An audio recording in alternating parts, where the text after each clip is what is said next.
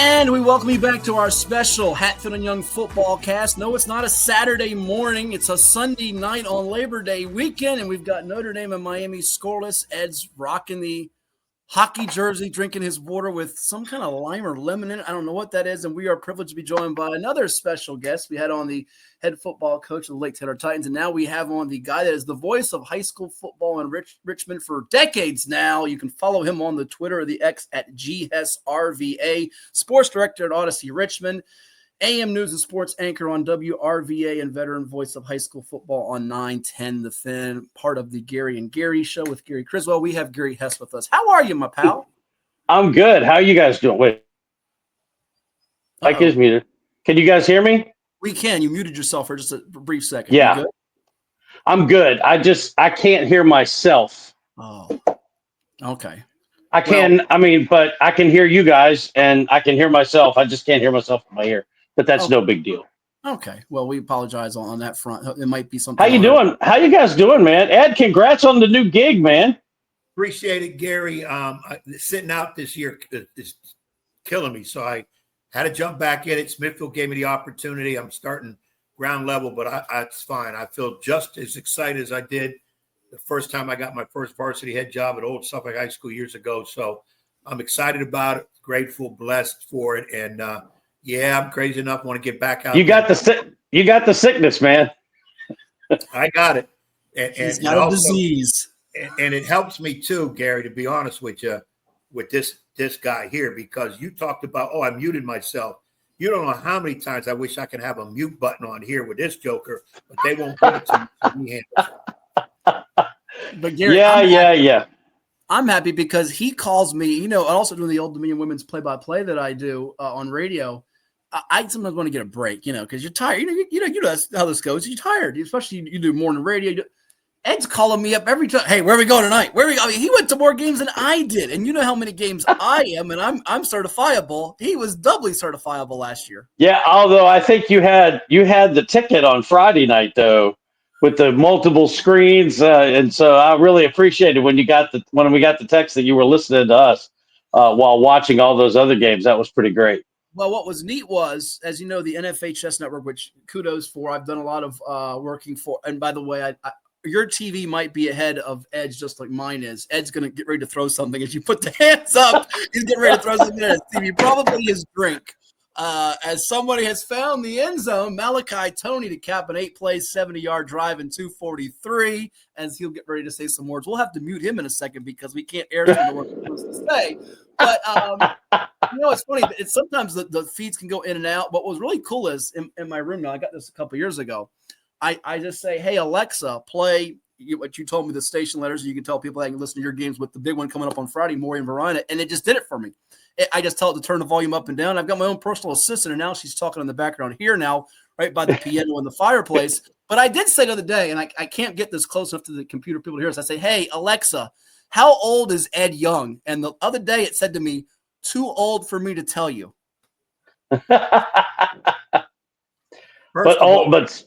But still young enough for somebody to hire him as a basketball coach. Yeah, exactly right. Exactly right. And I get this joker out of more issue problems than anybody care to know. And don't be, like I just told Hank Sawyer, don't be swayed. He's in a neighbor's house. He doesn't know how to play piano, can't light a fireplace if you gave him a match. And Alexa is not his. It's probably Siri who refuses to talk to him. Because when I asked Alexa, is Matt Hatfield going to be successful? And she says something to the effect that it does not compute, don't see it happening. So I already know.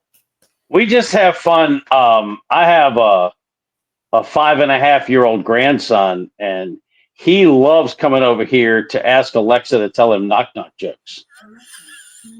Oh, then your grandson should watch our show for all the pool jokes we have. Your grandson. Yes, he would love that. Yes. Yes, he would love that. Don't encourage Gary. Don't encourage Gary. We right now have an active lawsuit against him. I brought one up with my agent. We're trying to get that Fool in the Pool segments banned because it's just scaring a lot of people. But you know this, Gary, because, and by the way, I got to give you, I told you this in a text, and I do mean this in all sincerity. Loved because I actually, sometimes when you're watching like I do, games galore, it can all run together and you need a break or something. When I went to the bathroom break, I happened to have It was halftime of other games too, so it kind of worked out conveniently. Your interview along with Coach Criswell with Richard McPhee. For people that don't know Richard McPhee, you can tell people about him a little bit here. Longtime high school coaching legend. And he was a blast to listen to. Just his humor, his personality, the stories. He's great. So I caught that interview you guys had while it was going on. But that's what this is all about. We're telling stories. It's so fun to do. And it was great. So many of his former players. Yeah. So Coach McPhee was the coach at Huguenot. I believe it's 1988 until 2007, and won a couple of regional championships. Had a team that probably could have won the state championship in 1991, but they ran up against the Bethel team that had a kid named Alan Iverson that had something to say about it, and had some other really good teams too. Coached six guys that played in the NFL. Corey Holiday, David Terrell come to mind that played at Huguenot, that played in the NFL, and just really built a powerhouse at Huguenot High. And they named the field after him on Friday night, and a bunch of his former players came out, and it was great. And we were joking with a couple of his former players who are now coaches in the area that he jumped at the chance to come on the air with us because he loves having a microphone and just loves being able to talk and tell stories. So yeah, I appreciate you saying that. When we knew we were going to do that game and what was being done that night, I called Coach Mack and said, "Hey, can you come up with us at halftime?" And he's like, "Yeah, absolutely." So yeah, appreciate that. That was a lot of fun. It was cool to listen to. And if you check my Twitter feed at ghessrva.com, there's a link to the live video of that interview if somebody wants to go back and watch it. Cool. It's good. I'll have to send Ed a copy of it because Ed was out trying to recruit some players. Oh, I can't say recruit. Get some players for this year at Smithfield. So there you go. That's right. Where am I going to get them in Smithfield? I got to go out and find. The only ones I can talk to in the farms is the cows and the pigs and all out there. I can't recruit them. It's all farmland still out there. Well, that's where maybe there's a Jimmy Chitwood out there. You never know. I'm hoping. I'm looking. We'll see what we can get there. But I haven't even met player number one yet. I mean, I've been only on the job for 2 weeks trying to hire staff.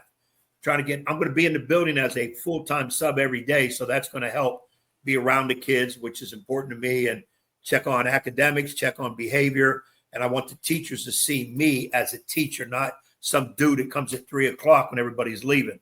I don't go for that. But I think that's a great move. It really matters. By the way, the only other thing I was going to say about the Coach Mack interview was the ceremony and pregame where they named the field after him was pretty much the highlight for Huguenot on Friday night.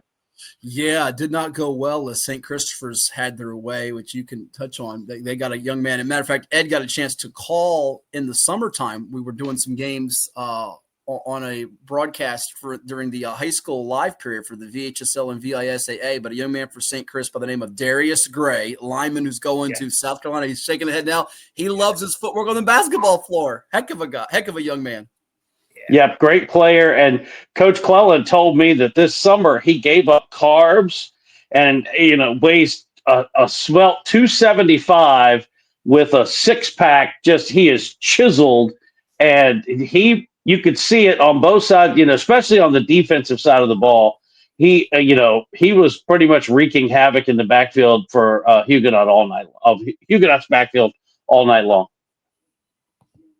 Yeah, I saw that youngster on the basketball court, Gary, and Matt told me, he said he's only like one of the top linemen in the country. I said, moves his feet well. I could tell he wasn't really a basketball player, but he wasn't in the way. He still can do some things. He still played defense.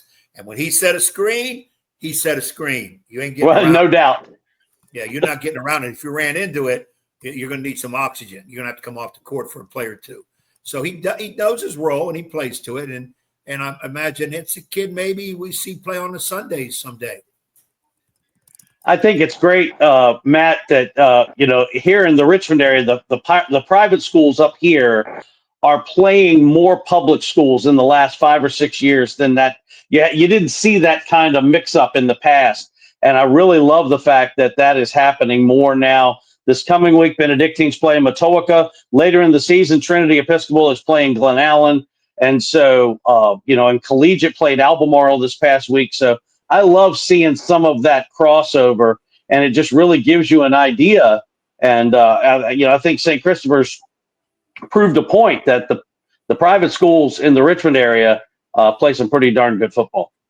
Yeah, no, I love it too. We had on during our show back in late July, early August, Norfolk Academy coach Steve Moniker, who has a game against Granby public school. You don't really see them too often now. You see it more often. It's more prevalent in ed sport, basketball, and even other sports. You'll see it with field hockey or lacrosse, soccer, baseball. But to see it more in football, especially in this new age and time, it's good to have it. I know that also brings up, as you're part of, because you guys have a poll. Everybody has rankings and poll. We have one in Virginia Preps, but the mingling of an area poll where you have some of these Richmond powerhouses that are publics, like your Highland Springs, your Varinas, your Dinwoody's, and then your private schools like your Trinity Episcopals, your Benedictines, and your St. Christopher's.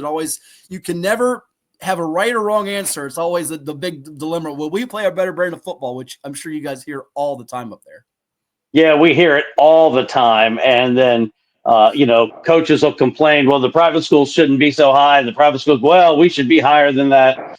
And when they play each other, then we can just point to the scoreboard and say, hey, this is what you can base it on. So it's fun. The polls, we love the fact the poll that we do in conjunction with CBS 6 incorporates a bunch of the coaches in the area, and that kind of makes it different from the other polls up here in the 804. And we love the fact that the coaches get involved. I'm always interested in the perspectives of the coaches, and they're far from all being the same. Right now, except for who's number one up here, everybody seems to agree on that. Well, what you just did, because Ed loves doing this. When I put up the top 10s on VirginiaPreps.com, he loves to, for football or basketball, he loves to tell me what I got wrong. Never what I got right. So, as you know, people always say, oh, yeah, you messed this up, Hatfield. That's how it goes. I'm going to put it up on the screen here. Ed's going to chime in before. This was our preseason top 10s for the 6 classifications, and we have some Richmond schools incorporated in this, Gary. So I want you to give us your thoughts. And I know Ed's going to tell me, they already lost, Matt. You got that one wrong. So we'll let people see it, and they can also comment on the chat line. If you got a question, too, for Gary, you're welcome to do it here as we talk to you on this Sunday night, Labor Day weekend. It's 2nd and 8 now for the Miami Hurricanes to have the football just inside their own 35, 40-yard line as they tick under 12 minutes to go in the second period. Canes up 7-0 on the Fighting Irish of Notre Dame, much to Ed Young's chagrin here. But we'll show it to you on the screen here and zoom in for you, Gary. If you can see it, tell me when you can. We've got 6A through 3A right there for the top 10s, and there are some Richmond flavor. We put Manchester up there at number 6 in Class 6, just behind Oscar Smith, Colonial Forge, Battlefield, Madison, Lake Braddock. And, of course, a lot of this is going to change with some teams that lost and some teams that win and move up. Thomas Dale also made it in the top 10 for our state rankings at number 8. Just real quickly in Class 6, I know you haven't had a chance to see Manchester, but they've won it not that long ago when Tom Hall was coaching, and his former assistant, now the head man, Jason Harrell's got a pretty good team this year. Landon Abernathy is a veteran quarterback, and he's got great receivers. And it's, and I don't know how good their run game is, but I do know this. Monacan maybe a little down, but they hung 83 on Monacan Thursday night. And so I think, man, I can't wait to see. We're going to learn a little bit more about Manchester this week because the Lancers are playing Glen Allen at Glen Allen, and that should be a little better measuring stick for what this Manchester Lancers team is made of. Thomas Dale in at number 8. Their defense is elite. Can they score enough points for it to make a difference? That's the question for Coach Kevin Tucker. I know it probably drew some criticism from folks initially. We didn't have LC Bird in the top 10, won a region in 5, but they got blasted in her opener by Midlothian, who could be a surprise team. And you see Glen Allen on the screen was the last team that just missed our top 10 and 5, where Hermitage made it. You got Highland Springs there in a second. But, Ed, your thoughts quickly on 6, and you heard Gary say 83 points. How many games will it take you to score 83 with the Packers this year on the hardwood? Probably might take about 3-4 weeks, 3-4 games to get that many points. But that second year we coming up, we're going to try to average 80 a game. There you go. That's the way to do it. When I look at it, Gary, when I look at a lot of his standings and that, I have to be careful because he is, I give him credit where it's due. And even though it's little for him, he knows teams a little bit better than me. I made the comment that I thought Manchester would be 5 and Braddock 6, but not a big deal because it's only one movement. And I wasn't sure about Thomas Dale, and I think I moved him down 1. I actually put Independence 8 and Dale 9 and North Stafford 10 is where I put them at. So I wouldn't mess with his top numbers up there. I wouldn't mess with it too much on 6A. Well, North Stafford, by the way, real quick, almost beat Battlefield. They were up 13-0. Battlefield gets a pass interference call, ended the game to get one last play, untimed down. They get tied the game with a touchdown again, get the extra point to win it. Class 5, though, Gary, Highland Springs. People know them around the 757 all over Virginia. What Lauren Johnson has done there has been amazing. And last year was not his typical team, lost 4 games. We saw him live up there in Richmond when Maury beat him. But my goodness, were they mighty good or what against Hopewell to start things off? And they did a bunch of it in the first quarter. 2 interceptions for touchdowns, a kick return for a touchdown. So they got all 3 phases involved in that domination of Hopewell. And Eric Bird, who had such a great season 2 years ago and was really banged up last year, looks every bit the part to be healthy and back and a dominant force in the backfield for the Springers. And I think that's probably a good spot for them, about 4th. I think we still got to find out a little bit more about what this Highland Springs team is all about. They are playing a team from North Carolina this week, and then we will see them for the first time a week from Friday when Dinwiddie comes up to play Highland Springs. Okay. Good to know. Good to know. And the big game, the elephant in the room here, which we'll spend, I'm sure, a number of minutes here as it's a commercial break with this Irish and Miami game as we talk to you here on this Sunday night on Labor Day weekend in our special edition of the program. But the big game, Gary, Maury, Varina. Maury's 30-game winning streak was snapped in a loss to Cardinal Gibbons down in North Carolina. Cardinal Gibbons with a quarterback who's committed to Wake Forest. But Varina really strong in its opener. And while they lost to Phoebus in the state finals, and we've drawn the ire of some Phoebus fans, 4-time state champs, unbelievable job Jeremy Blunt has done. This Varina team is loaded, isn't it? Yeah, they're really loaded, and I can't wait to see them play. I can't wait to see this game. What incredible theater this is going to be. And I love the fact that some of these games have taken place. You know, I believe Highland Springs plays Phoebus later this year. Highland Springs has played home and home with Maury the last 2 years.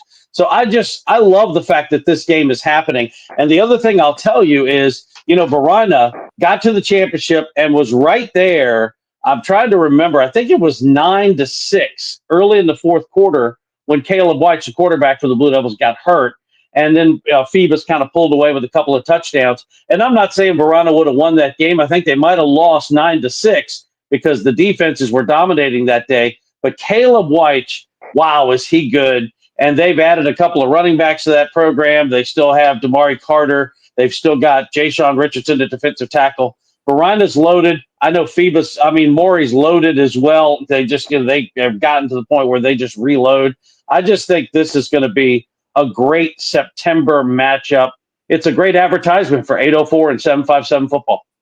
Yeah, and we'll tell the folks out there how they can listen to it if they're not able to make that game in person up there in the 804 coming up on Friday night with Gary Hess and Gary Criswell, our guest here on the Hatfield and Young football cast during Miami and Notre Dame. Ed's fighting Irish, trailing right now in this one 7-0 in the second quarter with 11 minutes to go.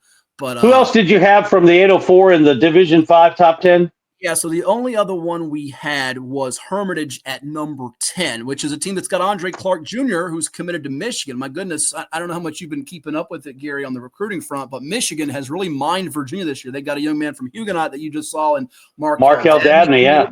They got Travis Johnson from Oscar Smith. They got the 5-star from Louisa, Savion Hyder, best running back in the country, and maybe, if not the best receiver in the country, one of them in Travis Johnson from Oscar Smith. So Michigan has come into Virginia and gotten some studs.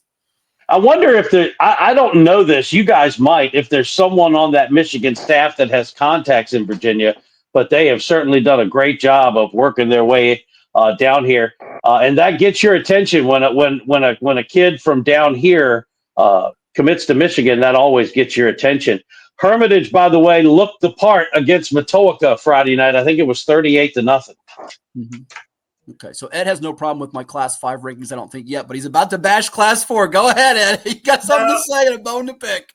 On 5, I was just trying to think when he showed me this earlier. I'm a stickler on Glen Allen for some reason. And I said, what? Glen Allen can't jump up there, maybe number 9, and we push either Salem or Hermitage to honorable mention. That's the only one I looked at. Top one that looks pretty decent. Maury, Green Run, I think Head and Shoulders. Well, I don't know about Head and Shoulders. King Fork Highland Springs, very good. Stonebridge is going to be heard from. And, of course, my old school, Nancy Rivers, got some really great athletes, quarterback going to Syracuse. So I have no And problem. let me address Glen Allen very quickly, because we did the Glen Allen Prince George game Thursday night. And, it was interesting because I kind of ranked them down in our preseason poll a little bit, because there were so many unknowns, because I believe they had 17 senior starters last year. Malik Sexton got that job from Perry Jones and had all these seniors who had played, a lot of them entering their third season as a starter. And they were so good last year, but the quarterbacks knew. A bunch of the offensive lines knew. The running backs knew. Only one receiver is back out of the four. The whole secondary graduated. Their 2-star inside linebackers graduated. So there was a lot of questions. But guess what? Guys that were in the program just filled those spots, and they looked really good Friday night. So I would, in preseason, would have ranked them down a little bit, but you're right in thinking they might want to sneak up there a little bit, and we'll find out more about them when that Glen Allen Manchester game is going to tell us more about both those teams coming up this week on Friday night.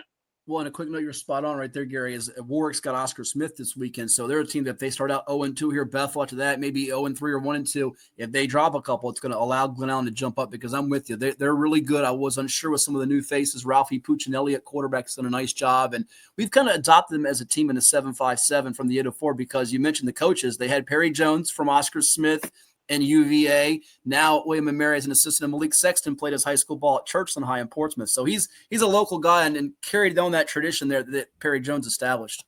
Absolutely. And Coach Sexton, I teased him about being a trucker. And he thinks that's funny that I know Churchland's truckers. I don't know why he thinks that's so funny, but Ralphie Puccinelli came in from Benedictine, and let me tell you, he ran for 4 touchdowns, threw a touchdown pass, but more importantly, and Coach, you'll appreciate this. When you see a point guard, sometimes the stats don't tell you the story with your point guard. It's about command and control, right? And Ralphie Puccinelli looked in control. The offense ran with rhythm. For a season opener, that's an amazing thing. The offense ran with rhythm. The play calls were in rhythm, and he was in command. He was doing the maestro thing out there, and he could run and he could throw. And he is going to be teams that Glen Allen plays is going to have to be prepared for and deal with, no doubt about it. Yeah. Well, now I will jump quick to 4A, Gary, before we come back. Phoebus, I'm sorry.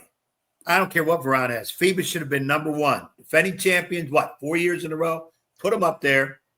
And this is where, in a situation like that, my philosophy is, listen, I think could Varina be better than Phoebus this year? Maybe so. I don't know. But I subscribe in a situation like this. I agree with you. And I subscribe to the Ric Flair theory. And that is, to be the man, you got to beat the man. And right now, Phoebus is the man. Well, and I'm right there. Now, Hatfield might know some stuff that he's not divulging, because he always likes to be 8 steps ahead of everybody. But I told him Phoebus, period, and we'll go from there. Now, I did put eyes on Lafayette myself.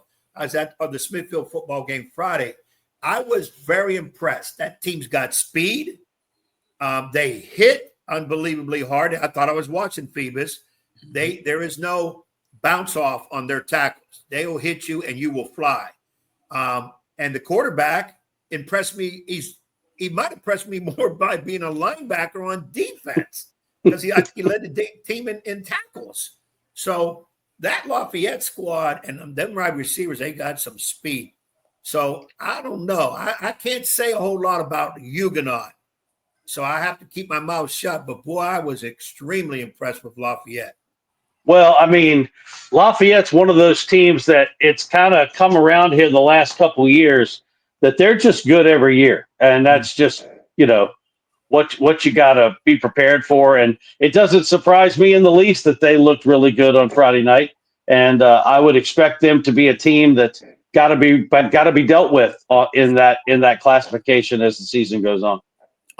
Ed's getting ready to celebrate when he sees it, Gary. He's probably behind us on the TV, because the Irish are in the red zone and getting ready to score after Jadarian Price breaks off a 30-yard run. Nice compliment to their main running back in Jeremiah Love. You got to have a 1-2 punch running the football. And I thought for sure Ed was getting ready to grill me and blast me and take me behind the woodshed, Gary, for having Dinwiddie below Huguenot. I thought he was getting ready to just tear me apart on that one, but he's letting it slide for now. Go ahead. I'm just saying. I looked at Dinwiddie too, but see, I don't want my ignorance to come through because it comes through enough. But I don't know a whole lot about Huguenot on my own, and I know Dinwiddie, one of the traditionally strong programs, usually has some decent athletes.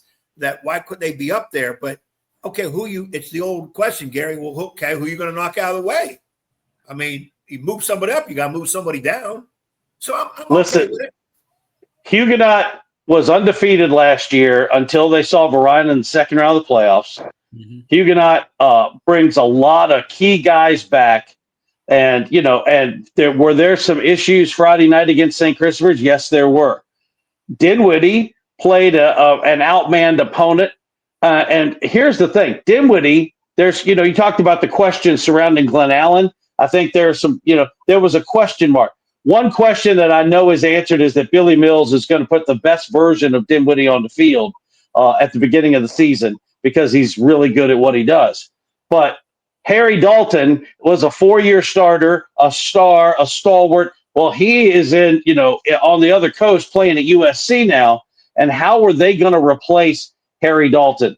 Well, Zion Basso accounted for 5 touchdowns Friday night against Colonial Heights, and Dinwiddie looks to just, keep right on keeping on. So, I think when the rankings are done now, Dinwiddie will probably move ahead of Huguenot because of Huguenot's loss to St. Christopher's.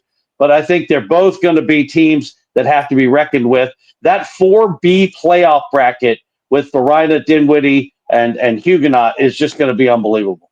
Yeah, and don't forget about even Louisa now with Hyder, who's going to Michigan. I forgot that. Yeah. I forgot. Yes, I forgot about that. That Louisa went back down to 4. Because that district, I'll say to make people upset, but I don't mind. That district's weaker than the Central District and Varina's schedule. They might get the 1 seed. Might not be the best team, but home field might have to go through a Louisa for a Varina, Dinwiddie, or a Huguenot, and that could make things even more intriguing. But that region 4B, you know it because you've covered it close, is as good as there's been. And with Dalton, with Dalton departing for Southern Cal, the one thing I have to say to Ed here, as his Irish try to score here with a key 3rd and goal play, he's getting ready to start. Hopefully not swearing on our. Oh, he'll like that though. On our show here, that schedule. There it is. Yeah. So you're Irish. So Matt, you're ahead of me. I'm ahead of Ed. So there you go. There you go. We'll play it so he can dance when it happens for him on his TV. But there's the fight song. Notre Dame is in the end. They're an extra point away with 5:21 to go in the first half from tying it up as they score with CJ 7-yard strike to Mikey Gilbert. 3rd and goal. Then we'll see him hopefully 12 years from now. Because his TV out there in Smithfield land, but a little behind.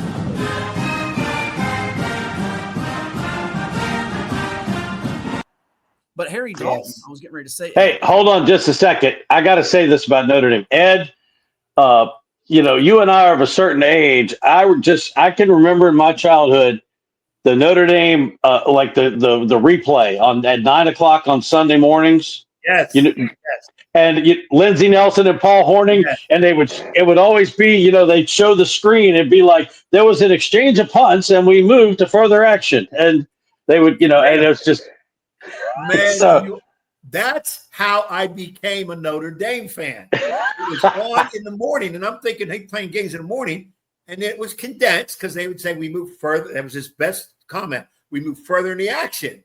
So it's condensed. I never met where everybody like Hatfield got up Saturday morning to watch cartoons, and he had cereal all over the place. I got up to watch Notre Dame football. Okay, that's how I became a fan. Lindsey Nelson and Pennsylvania was on Channel 9 WOR out of New York City. And it was on everywhere. It was on here in Richmond. I mean, it was just, that was 9:00 Sunday morning, man. It was, that was so good. And they would show a picture of that Golden Dome. And I can hear it now. There was an exchange of punts and we moved to further action.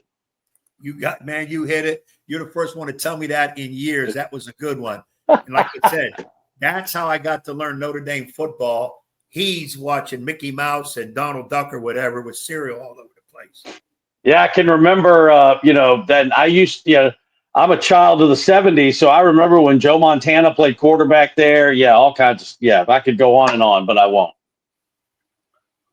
So we talked with Gary Hess here on our Hatfield and Young football cast. I was getting ready to say before you jump in there, Ed, is that Harry Dalton and the Trojans, Missouri State, they knocked out of the water. Georgia Southern at Purdue, Michigan State at Illinois, bye week, then Michigan at home, tricky game. But Gary, I think USC with Harry Dalton might be 6-0 when they go to South Bend on October 18th. They got a good shot of that. They definitely have a good shot of that. We were looking at that earlier. Here's the thing. It's just Lincoln Riley sometimes has got to get out of his own way. They've got to fix that defense. But, they looked apart yesterday, but that's, that really wasn't the kind of opponent that gives you any kind of a measuring stick. But USC being relevant again, being kind of moving up into that playoff caliber conversation is good for college football. It is, no doubt about it. Ed? Now, Gary, what I wanted to ask you, watching this Notre Dame Miami big emotional game for the first game of the year, you saw Ohio State and Ohio State and Texas play, Florida State knocking off Alabama. You had really good teams, or at least programs have been good right off the bat. I say to myself, a guy like you, and I'm putting you on the spot, maybe couple, 2, 3 big emotional games, not so much playoffs because that takes care of itself, but some regular season big matchups that you can remember through your all your years of coaching. And again, I know I'm putting you on the spot because I know you've done a million games, but it's really 2 or 3 maybe that comes out that you can remember that, hey, emotion was there, the intrigue, all the pageantry and whatever. And and you felt really excited calling that game. Well, I'll get, it's funny because I can get into specifics, and you're correct. I could go on all night. But, I think of a couple things I'll tell you. Varina Highland Springs is a rivalry up here that's unlike any other. I would say also the battle down in Chester between L.C. Bird and Thomas Dale. I've just done a bunch of those games over the years and then in the 90s, Bird and Huguenot with the aforementioned Coach McPhee was always a game that had just heightened. Everything was heightened. But I remember specifically, and I wish I could tell you the year. I don't know the exact year. I think it might have been 06, maybe. It was before the expanded playoffs, and Varina's playing Highland Springs in the last game of the year, and Varina was 9-0, the best team in the area. Brandon Miner, who went to Michigan, was the star running back on that team, and they played a Highland Springs team that was coached by the guy that went to Georgia before Lauren Johnson came in. His name escapes me, and they won that game in double overtime. Varina finished 9-1 and didn't make the playoffs. Wow. Now that had to be a game.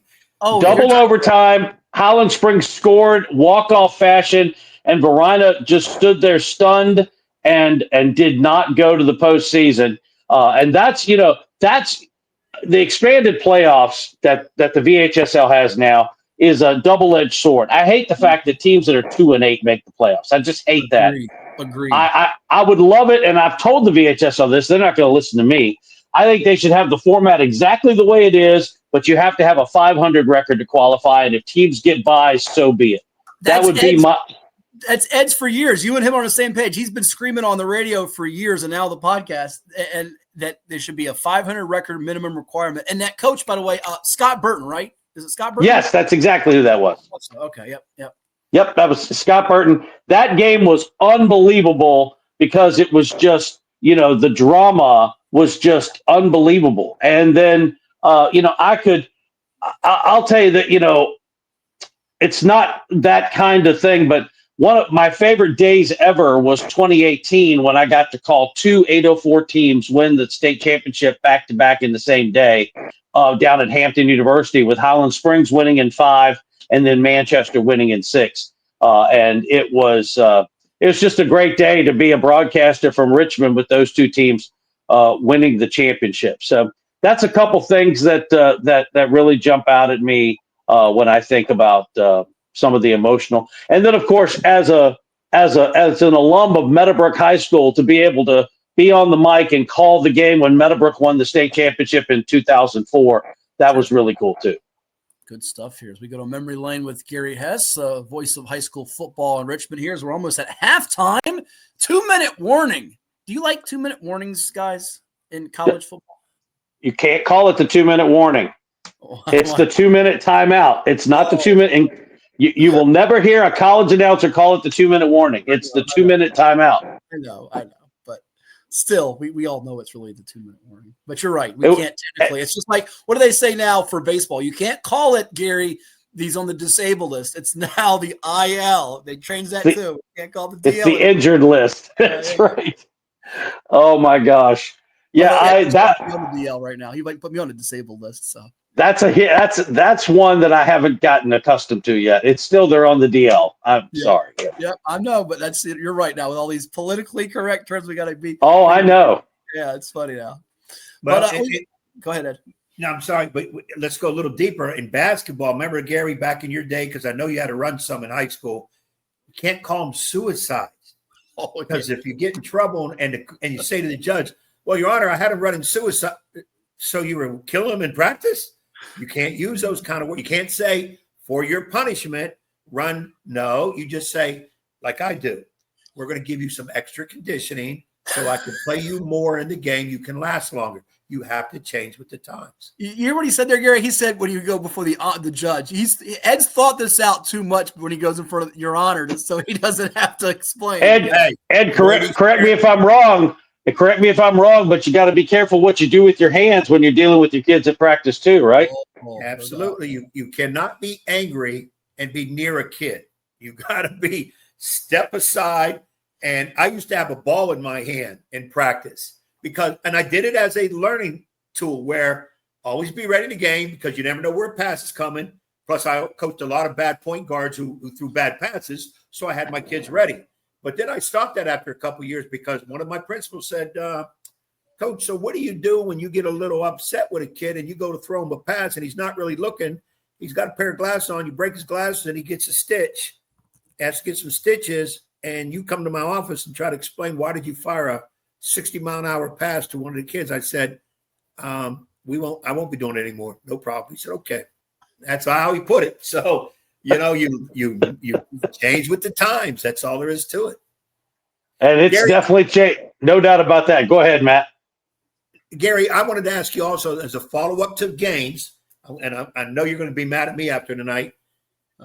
Go back in those memory banks and 4, 5, 6 kids, maybe this might be easy for you, that you really enjoyed. They were tremendous players, maybe went to the pros, that you were always saying to yourself when you knew you were broadcasting this particular game of this team, you're going to see so-and-so.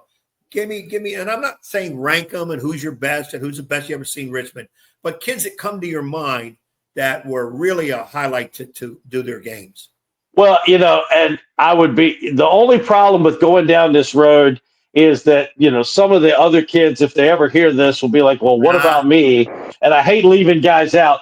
But I think back, and I remember going back to the 90s, I just loved doing I go back to the 94 Patrick Henry State Championship team that had Damian Woody, who had a long career in the NFL, that had, Aaron Kinney, who went to play at Florida, played with the Tennessee Titans. But their quarterback, Daniel Derricott, was one of the most dynamic players I've ever seen. I just loved watching that team play. In Varina, I loved the Michael Robinson years at Varina, Lamont Abrams, Marcus Lewis, who's the coach there now. They just had so many dynamic players.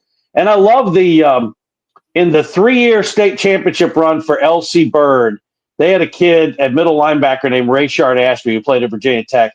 And I just loved watching him play because sideline to sideline, if he got to you, you were on the ground. I loved the way he played the game, and he was just such a great kid. He's one of my favorite kids that I've ever dealt with to this day.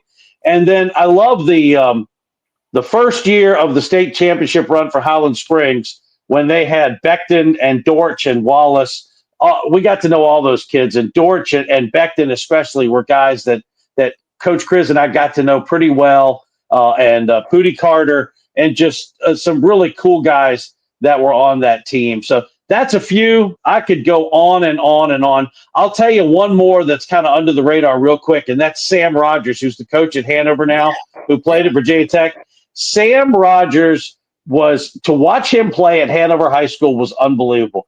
Coach, you'll love this. He's the quarterback. He breaks his wrist and has a cast on his hand, and so he can't take snaps. So instead of being out, they move him to running back because he can take handoffs and starts running the football and still plays linebacker because he wasn't going to come off the field. And he's the classic guy who is he's talented, toughest guy on the field, but he's that classic rising tide that raises all boats, makes everybody around him better.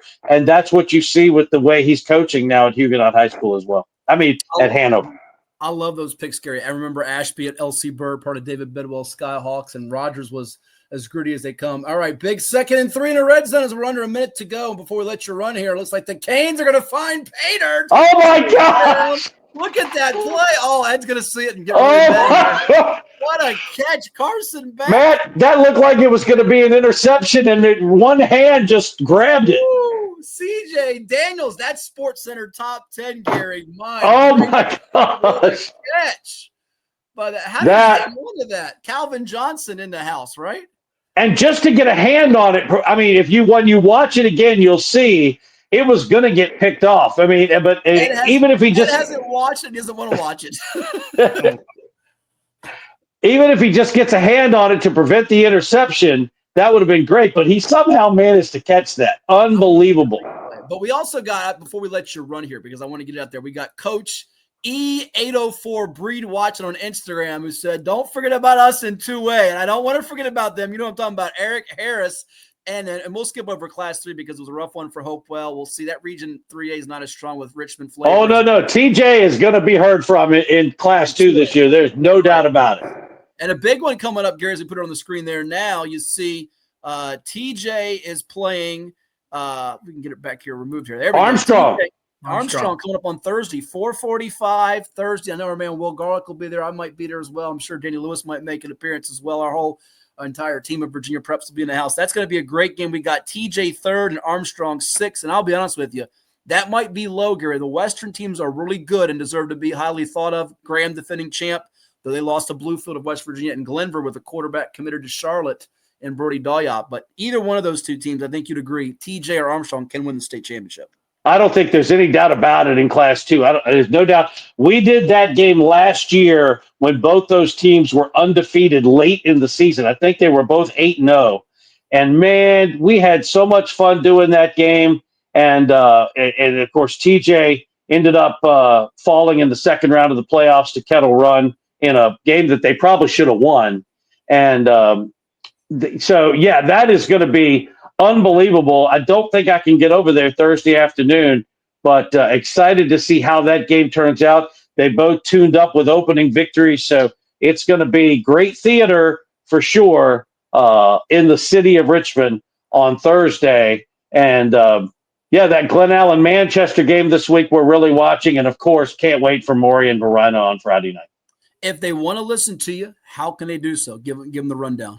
Okay, so real quick, typically we're on Sports Radio 910 The Fan. That's our home, but they carry the Richmond Flying Squirrels, the minor league baseball team here in Richmond. And so until their season's over, we're on loan to News Radio WRVA. So if you're in town, we're not going to be on the FM signal this week. This week we'll be on 11:40 a.m. And then at WRVA.com online, and then the Odyssey app, or just tell Alexa to play WRVA. And everything you'll get to Coach Chris and I call it. We're not on. We can't do a pregame on WRVA, so we'll be on right at 7:00 for the kickoff of Maury and Varina on Friday night. And our plan is to do Dinwiddie and Highland Springs the following Friday, and then the week after that we'll switch back over to Sports Radio 910 The Fan. That's what I'm going to do. And people ask me why I'm not going to be there. I actually have a soccer match to call Friday morning, and actually around noontime. It's not morning. So as you know, the traffic getting from 757 to 804 could be Impossible. Plus, I got my team with Danny and Chase and the whole gang will be there with you, accompanied. But that's what I do. I did Friday. I just said, Alexa, play WRVA 1140, and voila, it was there within seconds. Didn't have to. I'll be headed your direction on Saturday. Okay.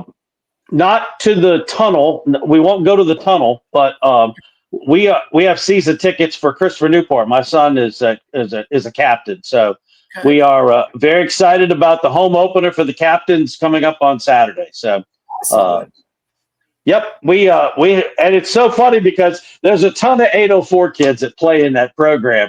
It's like, oh yeah, I know that guy. Yeah, I know that guy. So that part's fun, but it's nice after doing the work to just go and be a fan, sit in the stands, yell at the officials. So that's what I do at CNU. Hey, Gary, when you do that, when you're sitting there doing a timeout or halftime, tune into the podcast and watch me have to strangle this guy maybe in the middle of it. So if you get a chance to do so. I'll do that. I'll do that Saturday morning while I'm tailgating.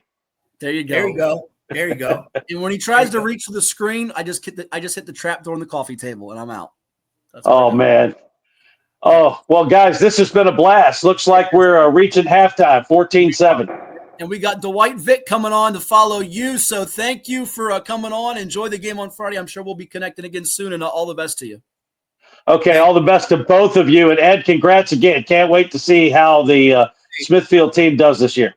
Thank you, Gary. Appreciate it. Hey, man, it was a blast having you on, your knowledge, all your history of stuff. And, man, Gary, every time, man, I have fun when I'm around you. So let's keep this thing going. Absolutely. Right back at you guys. Be well. Thank you, Gary. That is the one only Gary Hess, the voice of high school football in the 804 in Richmond, Virginia. We'll take a timeout. We got more coming your way, including Dwight Vick, Victory Life, to talk about the tough loss for the Hokies today, but also his cousin, Michael Vick at NSU, behold the green and gold. His nephew at Bethel, Derek Fisher, he's balling out too. Dwight is slated to join us here at the break, and we might have him even mingle into the third quarter because I'm not sure one of our planned guests is going to come on, but we might have some more surprises in the second half. You'll have to stay tuned. Right now, it is a halftime score at the half.